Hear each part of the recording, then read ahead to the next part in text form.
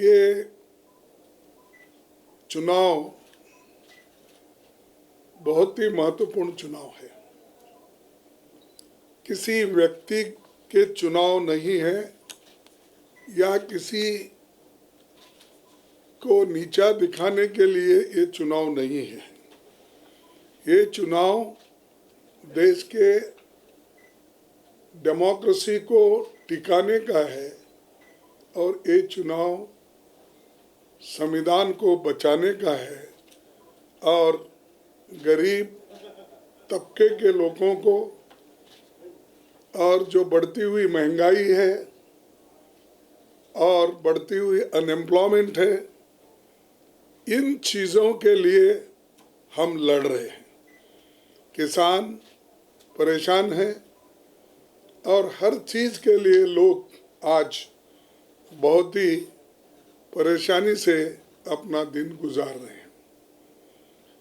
लेकिन सरकार में रहने वाले लोग और खासकर मोदी जी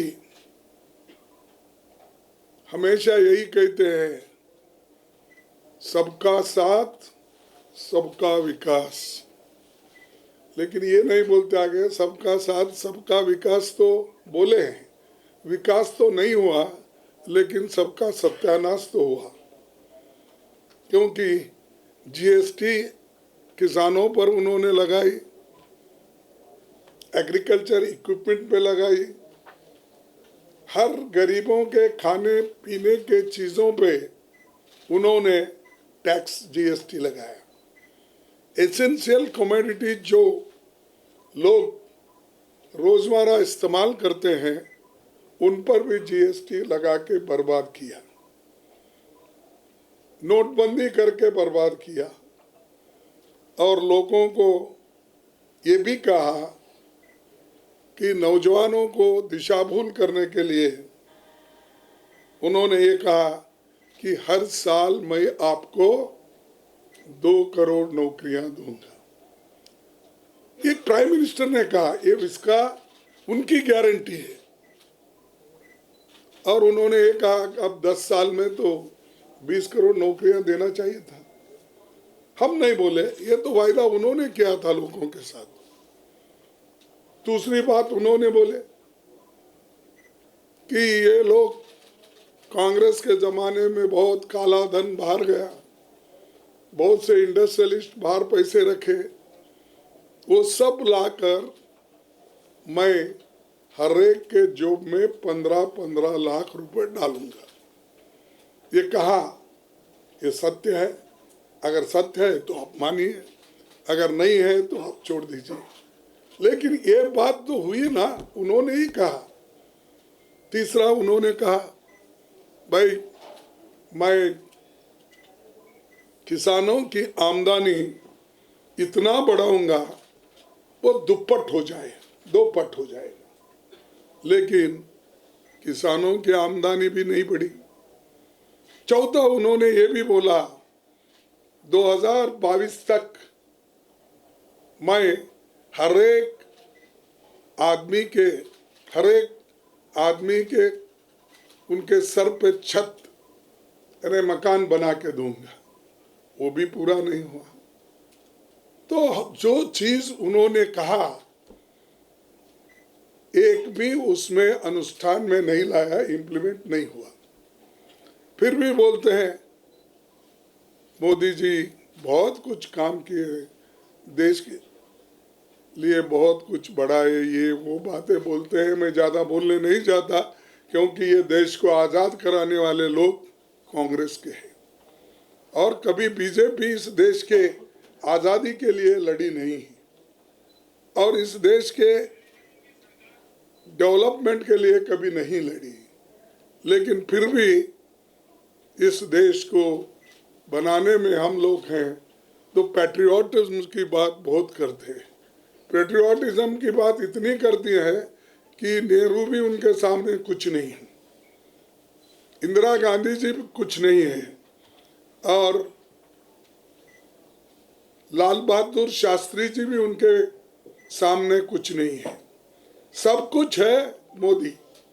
उन्होंने ये भी सोचा कि 2014 के बाद ही इस देश को आज़ादी मिली, इससे पहले देश आज़ाद नहीं था। ये क्योंकि उनके बातों से ऐसा लगता है।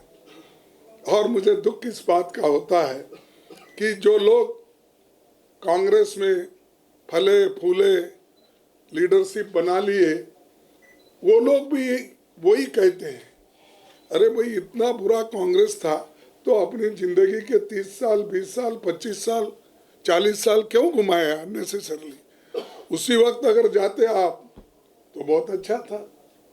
लेकिन वो लोग भी, उनको भी क्या हो गया मुझे मालूम नहीं, लेकिन वो लोग भी आज इंदिरा गांधी जी को, सोनिया गांधी जी को, राहुल गांधी जी को क्रिटिसाइज करते फिरते हैं।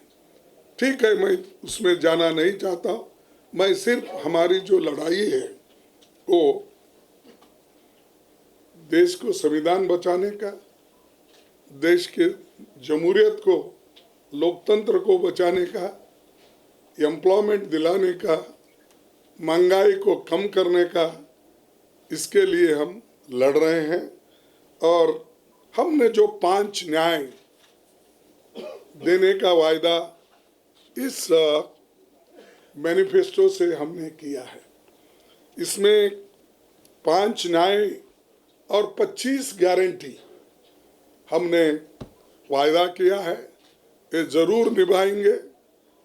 एक तो आपको मालूम है, युवा न्याय, नारी न्याय, किसान न्याय, मजदूरों के लिए श्रमिक न्याय, और जनगणना करके पिछड़ा हुआ वर्ग को और जाति जनगणना से हम लोगों को एक पॉलिसी बना के उनके फायदे के लिए कुछ काम करेंगे।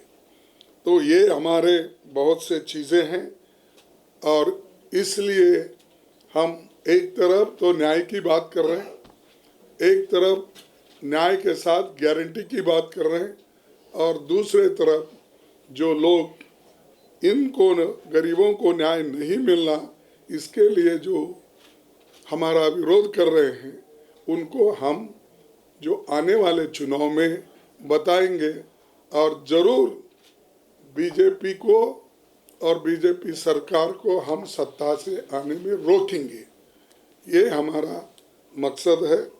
इसलिए दोस्तों, आप तमाम को मैं धन्यवाद देता हूँ। आपने यहाँ पर आया है, हमारी बात सुनी है, तो इसलिए मैं और कुछ ज़्यादा बोलना नहीं चाहता। मेरा एक मीटिंग है, अगर आप कुछ पूछना चाहते हैं, मेरी अल्प बुद्धि से मैं आपको रिप्लाई दूंगा कि मैं बहुत विद्वान हूँ, वो हूँ, ब्रह्म ज्ञान है मेरे पास, ऐसा कभी नहीं समझता।